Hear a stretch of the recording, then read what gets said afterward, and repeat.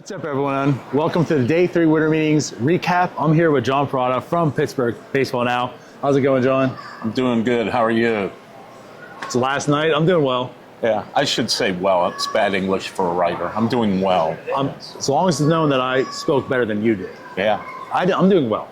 Good. And so am I. I'm here with you guys, so how can I not be here with the doing legendary well John or Perrotto. good? Yeah. I don't know about legendary. Definitely legendary.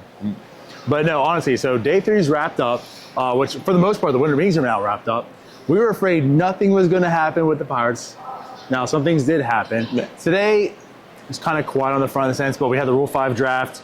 You guys talked with Travis Williams. So I thought maybe we'd get your insight. Let's talk with the Rule 5. So the Pirates in the actual Major League portion didn't add anybody, which we did think there was maybe some implication of that with the Braves trade with Marco Gonzalez. So, what are your thoughts on that? I was a little surprised because usually, teams in a Pirate situation where they're kind of rebuilding or still semi-rebuilding at least, usually will try to take a shot on somebody in the Rule 5 draft and see if they can, strike gold with somebody. And, they did last year with Jose Hernandez, and he had a really good first half till he struggled in the second half. So I really thought they would take a shot at somebody. They did in the minor league phase, but they didn't in the major league phase. Now, the other thing with that is they didn't lose anyone in the major league portion of the Rule 5 as well. Some people thought maybe Jace Bone, Matt Gorski, even like Malcolm Nunez. So they didn't lose anyone, so they were good on that front. So Rule 5's out the way. For the most part, again, Pirates, not much to really talk about in that sense. But again, like you said, you met with Travis Williams today. He had some comments to talk about. What was your take from that? Well, it was interesting, obviously we brought up the television situation first because the Pirates don't have a television contract for next season, and here we are almost the middle of December. But he said he is confident, and the team, him and Bob Nutting both are confident they'll have something in place by the end of the year, which is only 3 weeks away. So we have to get moving on it, whether it's with Sportsnet, which is their one option, or whether they have MLB take over the production like MLB did with San Diego and Arizona last season. It's probably be one or the other because he indicated they really didn't have any other third option. So it's almost certainly going to be one or the other. Excellent. Now, did he have any hint, any indication maybe which way they're leaning towards? I know so many people are really interested in this, so. My feeling was, and he didn't really tip his hand very much, but my feeling in talking to some other people in the organization too, is it'd probably be easier just to go through Nesson, which have the Penguins Sportsnet. It would save on production costs. You wouldn't have to hire your own production people and everything. So I would say if push comes to shove, that's the way it would. But I also don't think they will take a real cut rate deal either from Sportsnet. I think that they would want a fair contract. But I think if things are even relatively equal, I think that's the way they would go. Okay. No, interesting. Because again, that's huge news.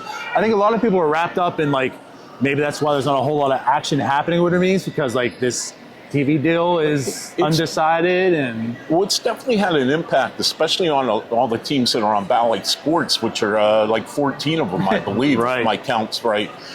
They don't know what's going to happen. I mean, they already cut Arizona and San Diego in the middle of last season, and there's talk that Cleveland and Minnesota and maybe even Texas, who's coming off winning a World Series, they might be the next one's Bally drops, and Arizona, the other team that was in the World Series. So it's really in flux right now, the whole baseball industry with television beyond the national contracts. But as far as the local and regional contracts, there's a lot of flux right now.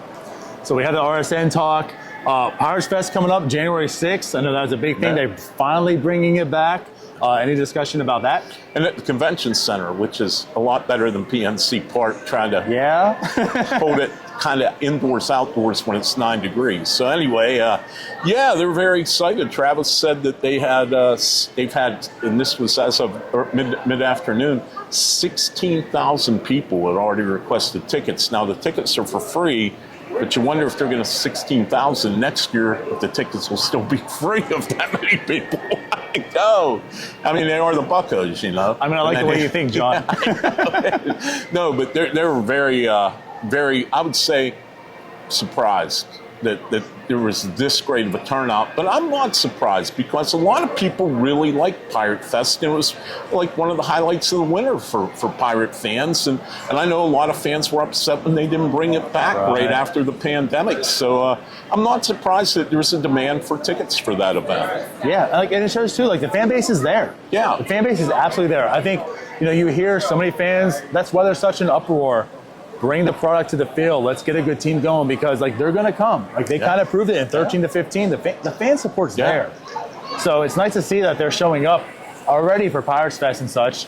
Any other big takeaways from your discussion with Travis? No, that was mainly what we talked about, but we did find out, we were there, Jason Mackey and Alex Stumpf and I, we were there at the gelato stand waiting to meet the public relations people to go upstairs to the Pirates suite here at the Sure. So we tried to guess what flavor of gelato Travis Williams would like, and it turns out strawberry. Okay. So if you ever want to get Travis Williams a gelato, strawberry. So all 16,000 fans bring strawberry gelato January 6th to Travis Williams. And I don't know, is that promise enough to get Shohei by this Sunday?